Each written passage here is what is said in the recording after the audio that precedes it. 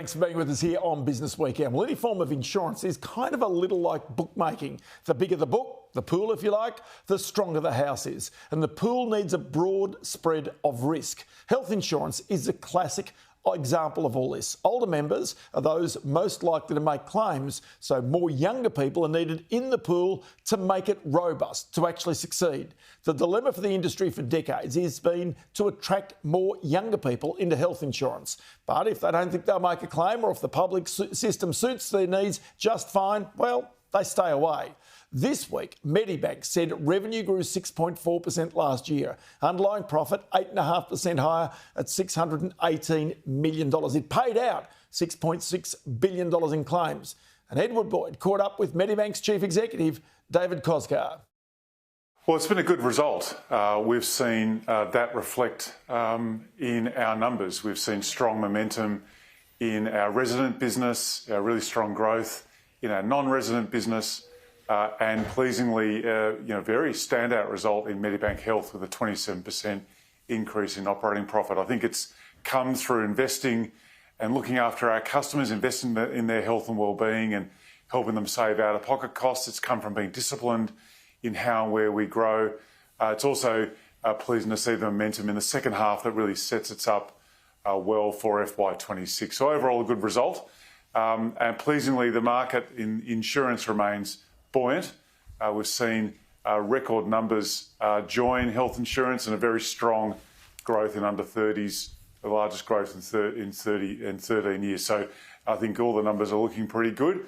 But we continue to do what we can to support our customers and to think about investing in the long run. Yeah, non-resident policyholder growth was twice as strong, basically, as resident growth. Just explain the significance of migration and international students for policy growth at Medibank. Well, the non-resident business is made up of students, workers and visitors, and we know that international student numbers are a really critical part of the economy, 3 to 5% of GDP. We've been growing share in that market, and with the most recent announcement by the government of more student visas for FY26, we're pretty excited about the growth prospects in that market. We're also been investing in growing share in the workers market and to some degree investing in the visitors market, although we think our share growth will come probably more in 27.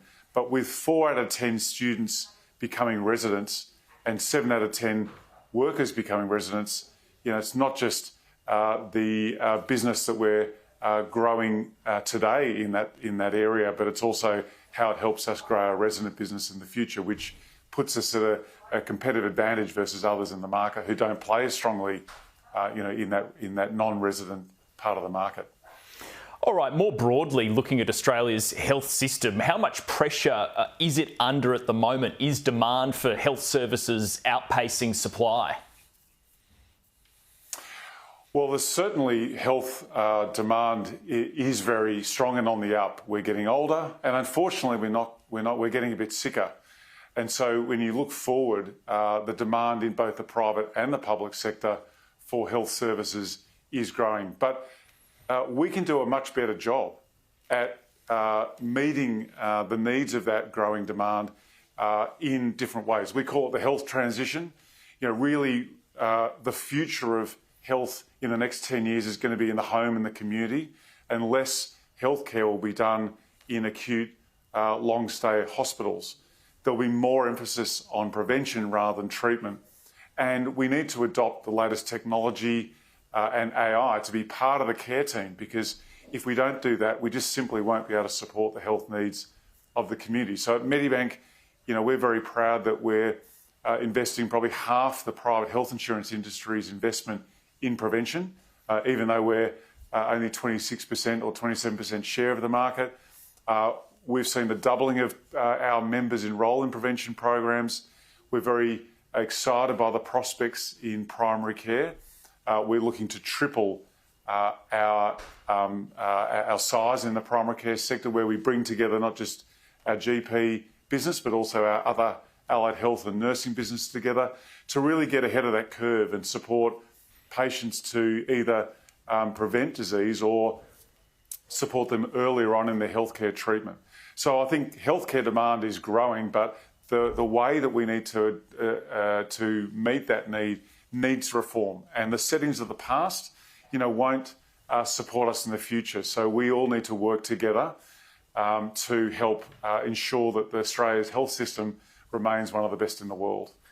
Yeah, well, the federal government held an economic reform roundtable in Canberra earlier this month. I mean, what are the policy changes you might want to see to really help the healthcare sector in Australia? Well, I actually participated in the health forum a couple of weeks ago, and really there was a lot of conversation about the health transition, the need to move care safely from the hospital setting to the community setting, the need to digitise and invest in technology to support patient and clinician experiences, the need to go upstream, invest in prevention to help improve health today and avoid costs tomorrow. So I think there's lots of reform ideas on the table, and I think the conversation needs to continue. And look, I think what's also very clear is that whilst in other sectors productivity is a numbers game, in health it's about health outcomes. I believe a productive country is a healthy one, and so we need to continue to invest, is what we're doing at Medibank, in prevention and in the health of our members, and that's the secret to long-term productivity as a country. Private hospitals have been lobbying to get insurers to contribute more funds to the health system. I mean, how much of your private hospital costs been going up over the past 12 months, and what's the outlook like for FY26 when it comes to private hospital costs? Well, private hospital costs are about 48% of our claims costs. And yes, we have been paying more to hospitals as their costs increase. But equally, there are other deflationary areas of our claims line that means our overall claims experience has been quite benign. We are seeing potentially some slight increases in the claims expectations for next year. But I think when we invest in prevention, when we're investing in personalised care models and our partnership agreements with hospitals we're investing double what we did last year than the year prior, all of this will help us maintain affordability and maintain claims at a level that enables us to keep premiums as low as they can be, so we can have as many people in private health as we can to take pressure off the public system. We've also had 3 interest rate cuts this year from the Reserve Bank. I mean, how would you rate the strength of Australia's economy right now? Well, the economic conditions are, in the world stage, doing pretty well, but there's certainly some things we need to work on as a country. I mean, I think the households are still under pressure, and we need to think about the settings for today that are going to help us set up for tomorrow. I think there's active conversations going on, but I think we come from a position of relative strength. But we know changes are needed to sustain both our wealth and our health. We're very focused, as I said before, on investing in things like prevention, on health outcomes. What needs to be funded is quality health, and unfortunately today that is not what is funded. And so everything we need to be doing and investing in is all about maintaining outcomes so we're a productive country, so we can sustain our lifestyle for future generations. David Koczkar, Chief Executive Medibank, great to have you on the show. Thanks for having me.